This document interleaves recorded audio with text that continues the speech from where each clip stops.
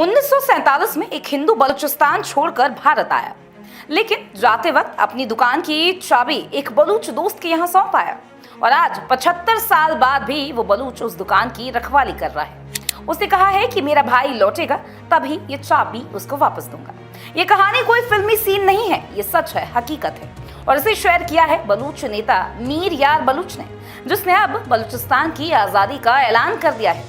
मीर यार बलूच बलूचिस्तान के लेखक, मानवाधिकार कार्यकर्ता और फ्री बलूच मूवमेंट के प्रतिनिधि हैं। इन्होंने सोशल मीडिया पर पाकिस्तान के खिलाफ सीधा मोर्चा खोलते हुए लिखा है कि हम नस्ल बचाने निकले हैं, हमारा साथ दीजिए। बलूचिस्तान से अब सिर्फ आवाजें नहीं, क्रांति की चेतावनी उठ रही है। उन्होंने भारत से अपील की है कि बलूच दूतावास को खोला जाए।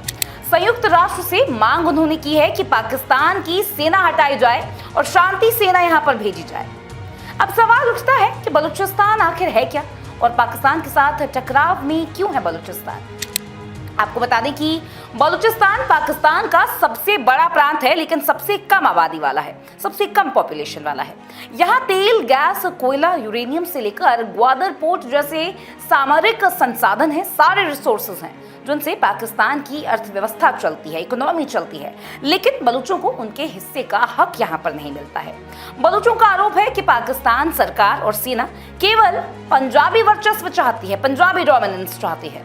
बलूचों को सिस्टम से बाहर रखा जाता है, उनकी भाषा नहीं है, उनकी पहचान नहीं है, उनके लिए कोई अधिकार भी नहीं है। मीर यार बलूच का दावा है कि पाकिस्तान की सेना में 98% पंजाबी है, 98% पंजाबी है। बलूचों की जबान तक नहीं समझते हैं ये लोग और भाषा नहीं समझते हैं, ट्रांसलेटर के जरिए बात करनी पड़ती है।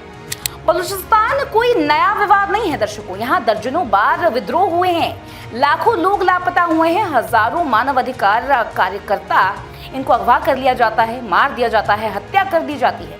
पाकिस्तानी सेना पर आरोप है, बड़े आरोप हैं कि वो बलूचों को देशद्रोही कहकर टॉर्चर करते हैं। स्त्रियों और बच्चों तक को यहाँ पर निशाना बनाया जाता है, उनको भी नहीं छोड़ा जाता।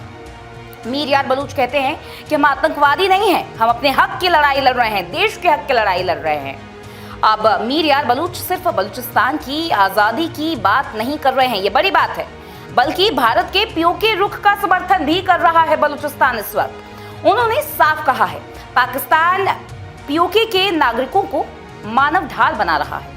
अगर उसने अपनी हरकतें नहीं रोकी, उसकी हरकतों पर अगर यहाँ पर रोक नहीं लगी तो 1971 दोहराया जाएगा, 1971 वाला वॉर दोहराया जाएगा। और ये चेतावनी भारत ने नहीं दी है, हिंदुस्तान ने नहीं दी है, ये चेतावनी है बलूचिस्तान की तरफ से, जो कि एक बहुत ही बड़ी बात है। कश्मीर का वो हिस्सा जो पाकिस्तान के कब्जे में है, उसको लेकर हिंदुस्तान के सपोर्ट में बलूचिस्तान के नेता बात कर रहे हैं, बड़ी बात है। और इस पूरे आंदोलन का आत्मा, जी हाँ, इस पूरे आंदोलन की आत्मा भी वही किस्सा है। एक चाबी, एक दुकान और एक 75 साल पुराना भरोसा, एक 75 साल पुराना वादा। जब देश बटा तो खून बहा, परिवार बिछड़े, लेकिन बलूचिस्तान में एक दोस्त ने वादा निभाया। आज भी उस दुकान पर ताला लगा हुआ है, लेकिन उस चाबी में इंसानियत की सबसे बड़ी कहानी बंद है, दोस्ती की सबसे बड़ी कहानी बंद है। अब सवाल हम सबके सामने है, आपके और मेरे सामने है, क्या भारत उस दोस्त की आवाज सुनेगा? क्या बलूचिस्तान की लड़ाई को अब समर्थन मिलेगा? क्या 75 साल बाद वो चाबी अब सही हाथों में लौट पाएगी? कमेंट करके जरूर बताइएगा, क्या भारत को बलूचिस्तान की आजादी का साथ देना चाहिए पाकिस्तान के खिलाफ? क्या वक्त आ गया है उस दुकान का ताला खोलने का, जिस दुकान के अंदर बंधी हुई है दोस्ती की एक कहानी, इंसानियत की एक कहानी, उस दुकान के अंदर बंद है।